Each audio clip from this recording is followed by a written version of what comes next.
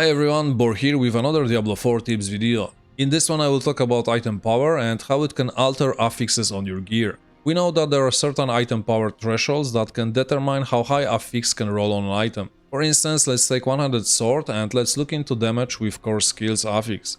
On an item with 611 item power, the bracket for roll is 7.5 to 11%. But if you take sword with higher item power, in this case it's 795, roll can be anything from between 12.5 to 19.5%.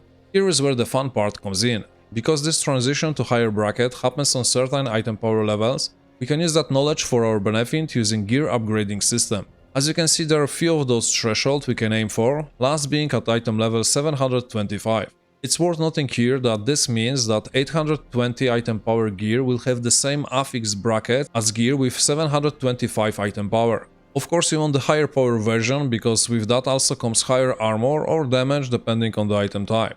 But since resistances are not in great spot right now, it's always nice to look at lower item power rings or amulets for some hidden treasures.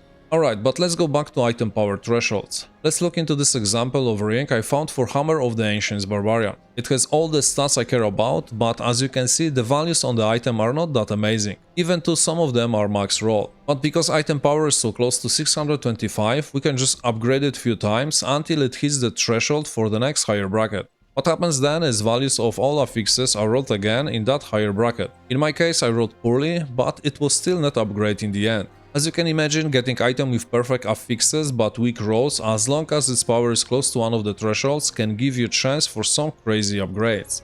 On a side note, each point of upgrade gives 10% of basic affix value, so you can actually get plus 50 to all affix stats on an item with 5 upgrades. That's all I have in this one. If this was helpful, consider liking or subscribing. Thanks for watching and I will catch you on the next one.